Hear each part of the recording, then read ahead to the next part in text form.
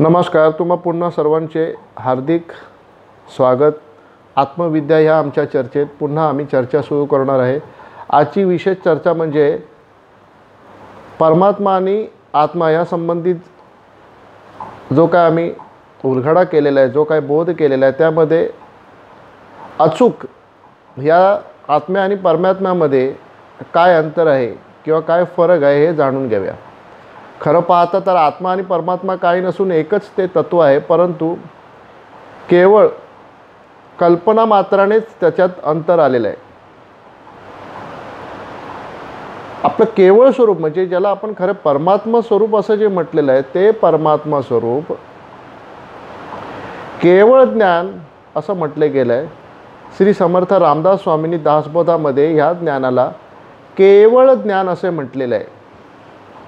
म्हणजेच हे ज्ञान निराभास आहे. म्हणजे हे जे आपलं निजरूप आहे ते चैतन्य रूप केवळ ज्ञान स्वरूप आहे आणि आभासरहित असं ते चैतन्य आहे. आणि ह्या कायेमध्ये आपल्याला आपण आहोत असं जे ज्ञान आहे ते ज्ञान भासयुक्त ज्ञान स्वरूपात असं आपलं आत्मस्वरूप आहे.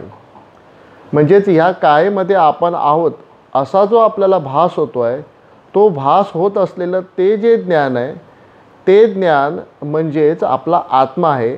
आणि ह्या कायेमध्येच आपल्याला आपण आहे असं भास ज्या आपल्याला होत असतो ते आपलं देहातीत असं केवळ परमात्मा स्वरूप आहे. आता प्रथम पुन्हा एकदा अभ्यास करू की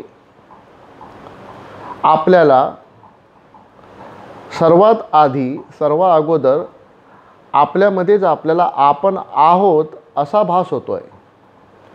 मग आपल्यालाच आपल्या अंतर्यामी आहोत असा जो भास होतो आहे तो भास ज्या आपल्याला होतो आहे ते आपण केवळ ज्ञान निराभास चैतन्य असे आहोत.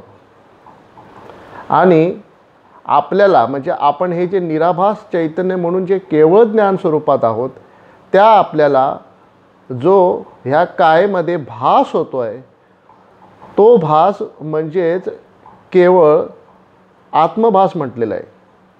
म्हणजे आपण निराभास चैतन्य स्वरूप जे आहोत त्याला ह्या कायेमध्ये जो भास होतो आहे ते भाससुद्धा ज्ञान स्वरूपच आहे, परंतु ते ज्ञान स्वरूप कायेमध्ये असल्यामुळे ते पदार्थजन्य असं म्हटलेलं आहे. आता तेच साक्षी तत्व आहे, परंतु परमात्म्याच्या ज्ञान स्वरूपावरून ते केवळ भासयुक्त असं ज्ञान आहे.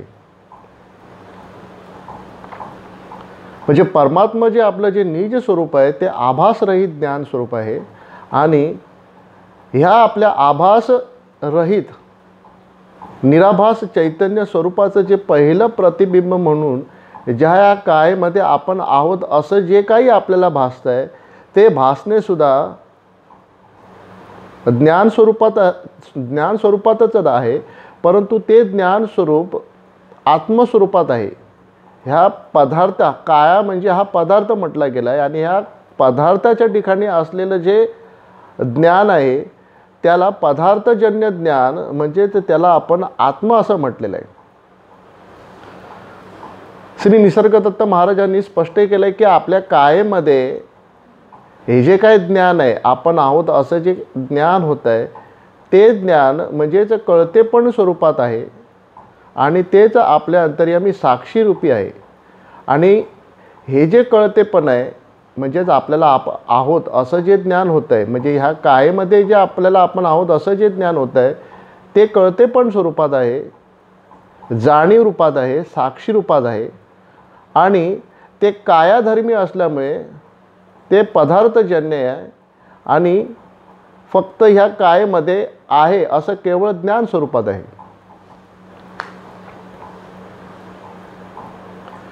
आता निसर्गदत्त महाराजांचं स्पष्टीकरण ते जे आहे ते फार अतिशय उत्कृष्ट आहे आणि ज्याला आपण म्हणतो की एक रासायनिकदृष्ट्या त्यांनी जो अभ्यास केलेला आहे श्री निसर्गदत्त महाराजांनी तो मला नाही वाटतं की कोणी असा अजूनपर्यंत केला असेल.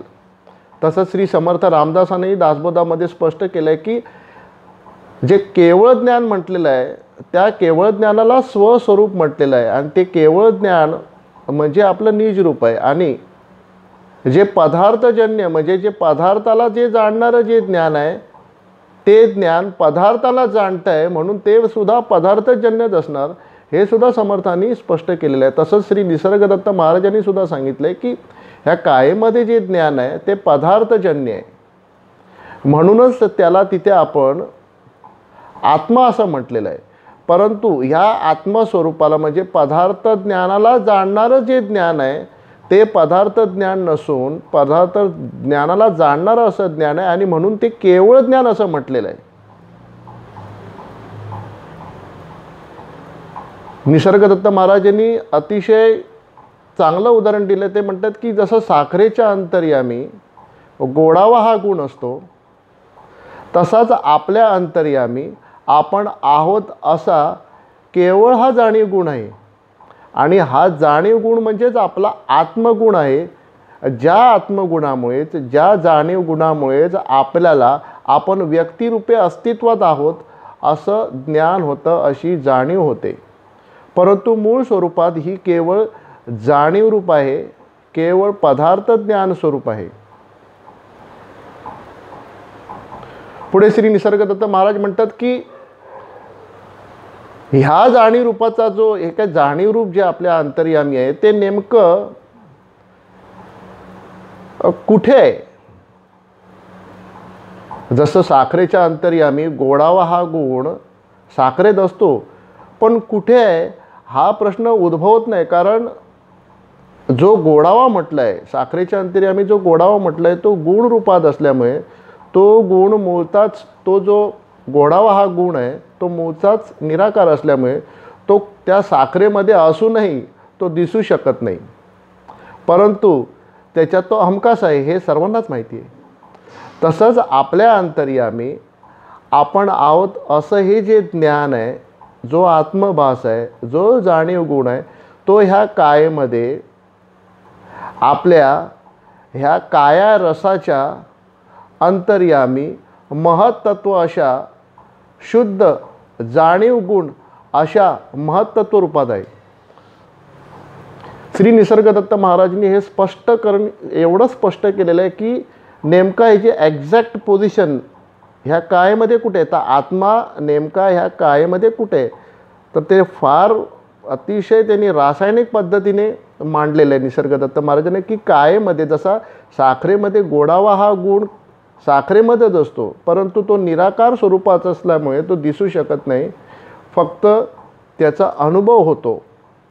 कारण जसा चाखल्यामुळे त्या गोडावाचा अनुभव होतो तसंच आपल्या आहेपणाचा जो अनुभव होतो तो आहेपणाचा जो अनुभव आहे तोच आपला आत्मस्वरूप आहे. परंतु हा आहेपणाचा जो अनुभव आहे किंवा आहेपणाचं जे ज्ञान आहे ते आहेपणाचं ज्ञान आपल्या केवळ ज्ञान स्वरूपाला होतं आहे. आणि आहेपण युक्त असं हे जे आपलं रूप आहे ते महाराज फार छान सांगतात की ह्या काया रसामध्ये ह्या आपल्या कायेमध्ये जो काया रस जो आहे ह्या पदार्थामध्ये ह्या काया रसाच्या अंतर्यामी महत्त्व अशा शुद्ध सत्वगुण स्वरूपात आहे. साखरेच्या पोटी जसा गोडावा हा गुण तसा काया रसाच्या अंतर्यामी आपल्याला आपण आहोत असं जाणवून देणारा हा जाणीव गुण आत्मगुण आहे. आणि हा आत्मगुण पुढे आपल्यालाच आपण देह आहोत अशी कल्पना करतोय आणि मग पुढे ती व्यक्ती कल्पना होऊन पुढे व्यक्तीचा व्यवहार होतोय. परंतु हा सुद्धा जो आत्मगुण सांगितला आहे, जी जाणीव कळा सांगितलं आहे, केवळ कळतेपण जे सांगितलं आहे ते कळतेपण शुद्ध ज्ञान स्वरूपात आहे आणि आपलं निज जे रूप आहे ते केवळ ज्ञान स्वरूपात आहे. केवळ ज्ञान म्हणजे पदार्थजन्य ज्ञान नसून ते पदार्थजन्य ज्ञान ज्या आत्मस्वरूपात आहे त्याला जाणणारं ते केवळ ज्ञान आहे आणि ते देहामध्ये नसून ते देहातीत आहे.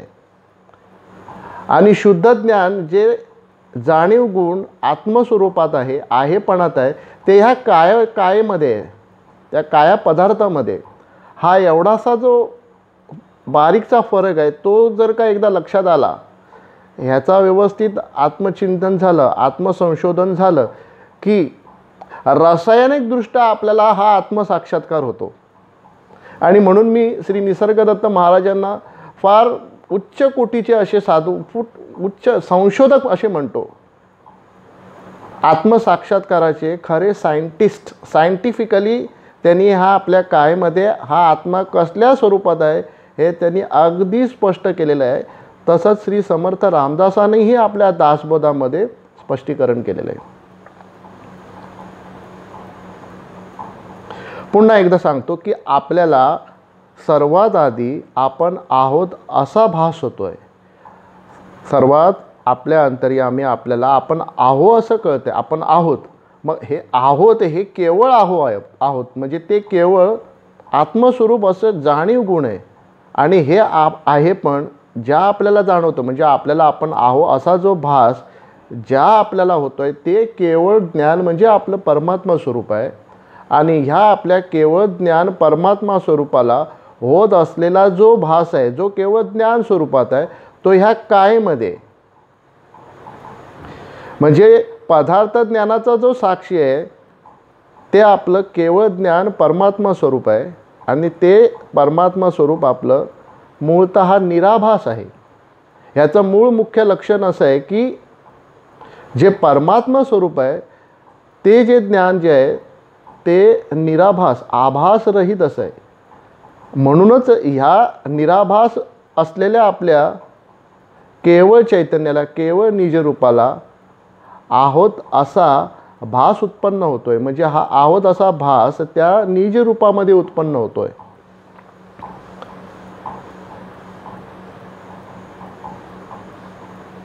आता पुढे हा जो आत्मभास आहे हा सुद्धा सर्वव्यापक, निराकार आणि निर्गुणच आहे. परंतु पुढे तो देहाच्या कल्पनेमुळे जो देह त्याला प्राप्त असेल, ज्या देहामध्ये ही जी जाणीव कळा उत्पन्न झाली आहे ती जाणीव कळा कोणासाठी किंवा कुठेतरी अशी नसून ती कोणाकरिता अशी नव्हे, ती केवळ आहे या स्वरूपात आहे. ती कोणाकरिता आहे अशा स्वरूपात नसून केवळ आहे या स्वरूपात आहे.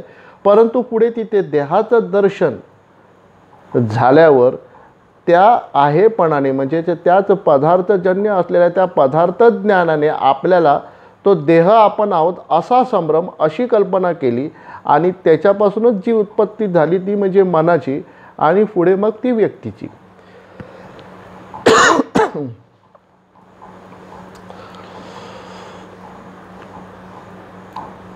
अगदी व्यवस्थित रीतसररित्या जर तुम्ही प्रामाणिकपणाने तुमच्याच अंतर्यामी तुमचा स्वतःचा निजरूपाचा जर अभ्यास केला तर तुम्हाला स्पष्टता येते की आपल्या अंतर्यामी आपण आहोत असा भास ज्या आपल्याला होतो ते आपण देहातीत निराभास असे केवळ परमात्मा चैतन्य स्वरूप आहोत, केवळ परमात्मा स्वरूप आहोत, केवळ ज्ञान स्वरूप आहोत. आणि या देहामध्ये होत असलेलं जे ज्ञान ते ज्ञान पदार्थजन्य असं ज्ञान आहे आणि ते आपलं आत्मस्वरूप आहे. ह्या आपल्या साधू संतांनी जो काय हा आत्मचिंतन, जो काय हा निधिध्यास, ह्याचं मनन, श्रवण मनन आणि जो काय निधिध्यास सांगितले त्याच्यातच आपल्या खऱ्या आत्मस्वरूपाची आपल्याला ओळख होते आणि आपल्या स्वस्वरूपी आपण आपल्या निज रूपामध्ये सहज ओळख घेतो.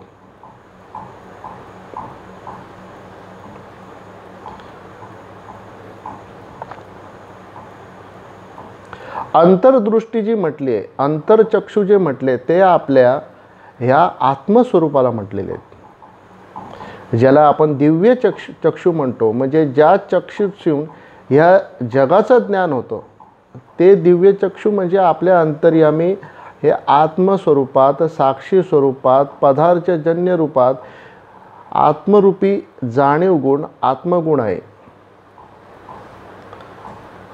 परंतु आता भ्रम असा होतो की नेमका आता आपण परमात्मा आहोत आणि आत्मा आहोत आणि मनही आहोत, त्याच्यात थोडा संभ्रम होता. असं संशयाचा काही तिथे प्रश्न येत नाही. कारण ह्याच्यात कसं आहे की आपलं जे मूळ स्वरूप आहे ते आपल्याला जाणून घ्यायचं आहे. मग आपलं मूळ स्वरूप आत्मा आहे का? नीट लक्ष द्या. आपलं मूळ स्वरूप आत्मा आहे असं मी म्हणत नाही, तर आपलं मूळ स्वरूप आहे ते आपलं मूळ स्वरूप केवळ ज्ञान, निराभास असं खरं परमात्मा स्वरूप आहे. परंतु ह्या परमात्मा अशा आपल्या निज स्वरूपामध्ये आपल्याला आपण आहोत असं जो भास उत्पन्न होतो, म्हणजे आपण आहोत अशी जी केवळ कल्पना उत्पन्न झालेली आहे, केवळ कल्पना ज्ञान स्वरूपात आहे. ते आपली आत्मरूपी अशी पहिली कल्पना आहे. म्हणजे आपल्या अंतर्यामी आपण जे निज परमात्मा आहोत त्या परमात्म्यामध्ये जे पहिलं स्फुरण उत्पन्न झालेलं आहे आहेपणाचं, ते आपलं आत्मस्वरूप आहे. म्हणजे आत्मासुद्धा आपणच आहोत, पण आत्मा म्हणजे ही आपण जे परमात्मा आहोत त्याची प्रथम कल्पना आहे.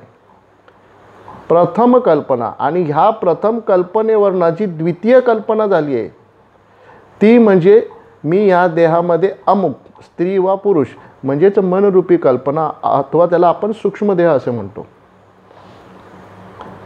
हा जो अंतर चाललेला आहे हा खरं पाहता अंतर होतच नाही. हा जो भेद होतो आहे हा केवळ कल्पनेवरून होतो आहे.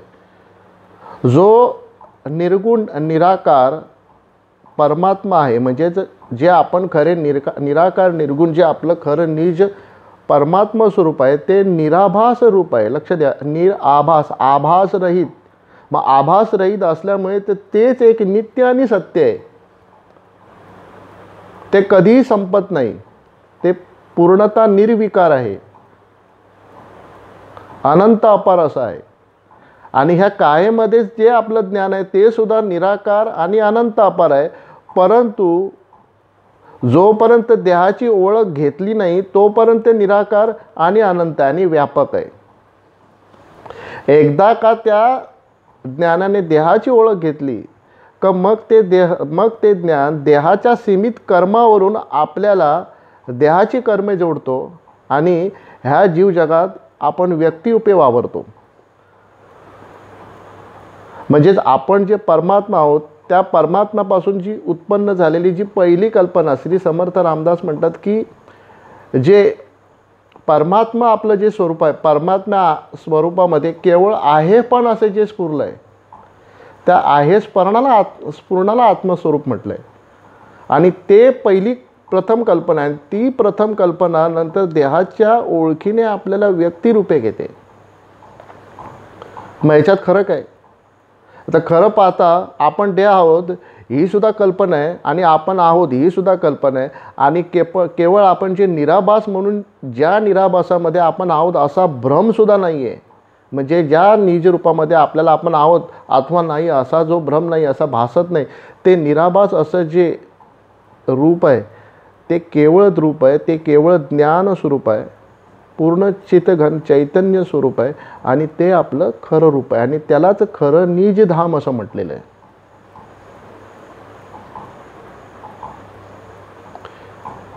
आपल्याला आपण आहोत ही जी जाणीव आपल्याला या क्षणी जाणवते. मग ही जी जाणीव ज्या आपल्याला जाणवते त्या जाणीवेचे जाणते म्हणजे आपण निराभास असे केवळ चैतन्य परमात्मा स्वरूप आहोत. आणि आपल्या त्या स्वरूपामध्ये जाणीव वगैरे काही नाही आहे. परंतु ती जाणीव जी आहे ती जाणीवेची साक्ष ही आपल्या त्या निज रूपाला आपल्यामध्ये आपल्याला होते. म्हणजे जाणीव ही पहिली आपल्याला जाणवते जे आपण परमात्मा स्वरूप आहोत. आणि मग जाणीव म्हणून जी कल्पना केलेले आपण जे जाणीव गुण असे जे आहोत त्या जाणीव गुणाला देहाचं दर्शन घेऊन मग आपण देह आहोत अशी कल्पना स्फुरते. हा जसा तुम्ही एखादा कुठच्याही विषयाचा सखोल अभ्यास करून तो आत्मसात करतात तसाच हा जो आपल्या आत्मस्वरूपाचा आपल्या निज स्वरूपाचा जो काही अध्ययन आहे त्यालासुद्धा आपण एका प्रकारे एक उच्च कोटीची अशी साधना समजू किंवा उच्च कोटीचा असं एक विद्वत्ता किंवा एक विज्ञानच समजू. आणि त्या विज्ञानानेच आपल्याला रासायनिक मार्फत आपला स्वतःचं ज्ञान आणि स्वतःचा साक्षात्कार करून घेऊ.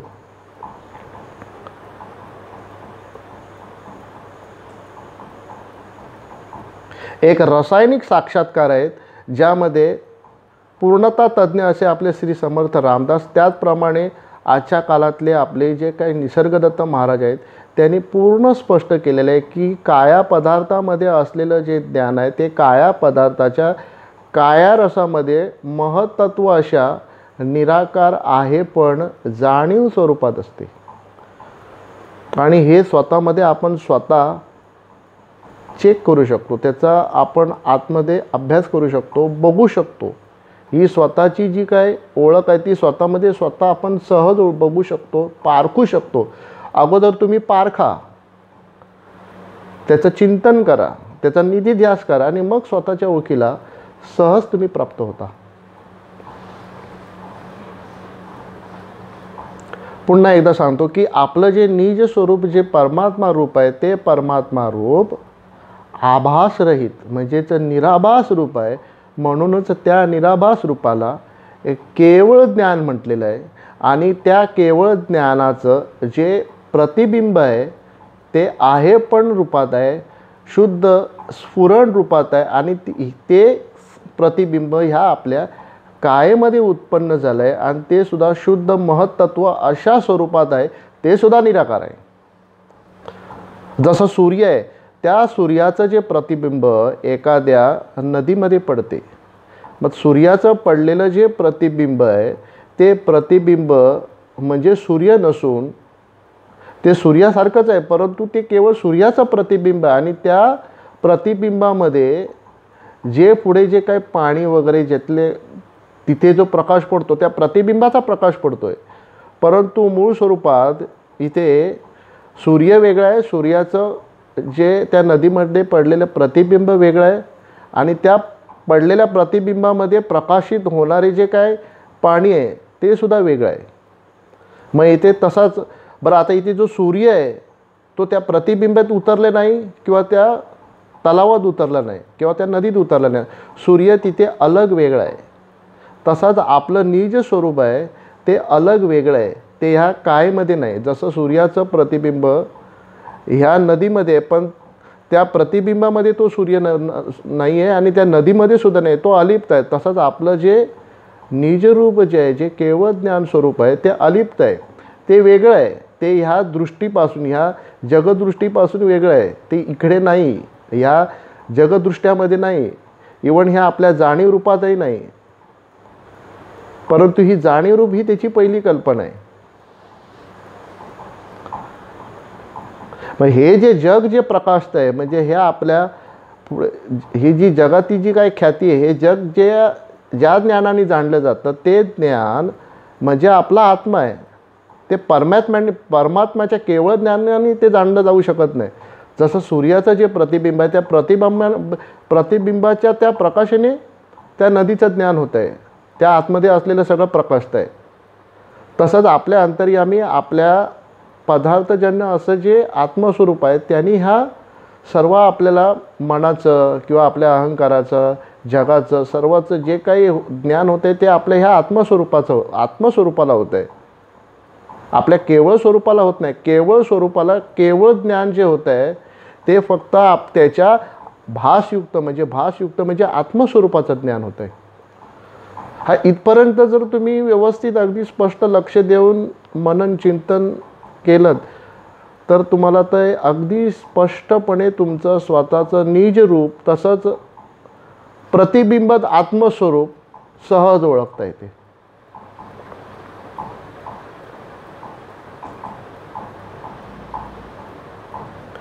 पहिलं प्रतिबिंब म्हणजे आपलं आत्मस्वरूप. आता आत्मा जो म्हटलाय तो केवळ भासयुक्त असं ज्ञान आहे आणि परमात्मा आभासयुक्त असं ज्ञान आहे.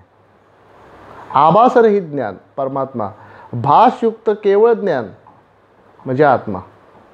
मग इथे भासयुक्त केवळ ज्ञान का म्हटलं आहे? कारण अजून त्यांनी देहाची ओळख न घेता जे भासयुक्त ज्ञान आहे तो आत्मा आहे.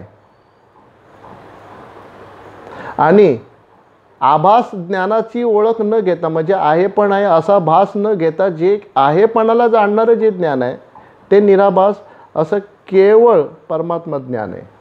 परमात्मा हा ज्ञान स्वरूपात आहे, आत्मा हा सुद्धा ज्ञान स्वरूप आहे. फक्त फरक एवढाच आहे की आत्मा भासयुक्त असं केवळ ज्ञान स्वरूपात आहे आणि परमात्मा आहे तो केवळ आत्मभासरहित असं केवळ ज्ञान स्वरूपात आहे.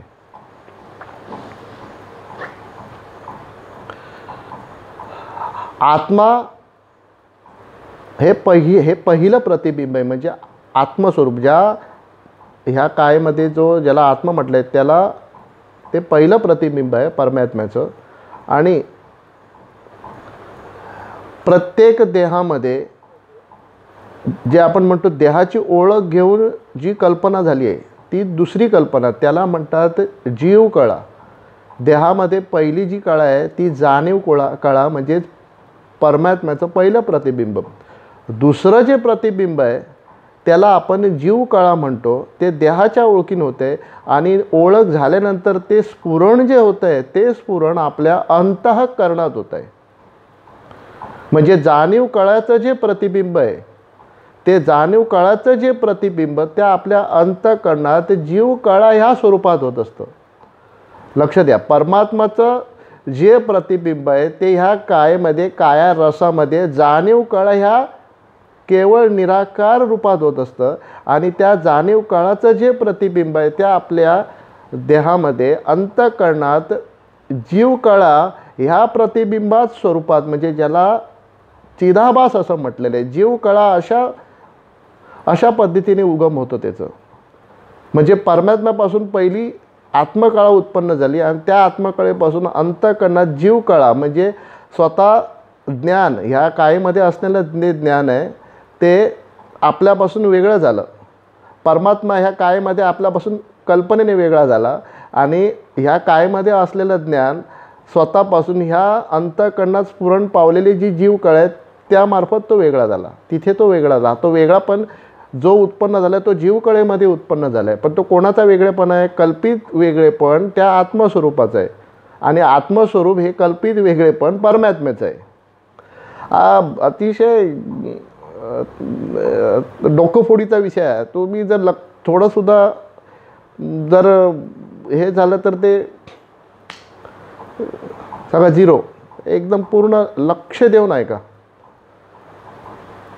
आम्ही काय ह्याच्यातले तज्ज्ञ नाही आहे, परंतु जे काय आमच्या गुरूंनी जो काय आम्हाला मार्ग दिला आहे, ज्या गुरुच्या मार्गदर्शनाखाली किंवा जसं लक्षपूर्वक आम्ही ऐकून त्याचा अभ्यास केला आहे, पूर्ण दिवस रात्र त्याच्यातच राहून तो पुन्हा पुन्हा आत्मचिंतन करून करून त्याचा जो निधिध्यास केला आहे त्याचा हा परिणाम आहे.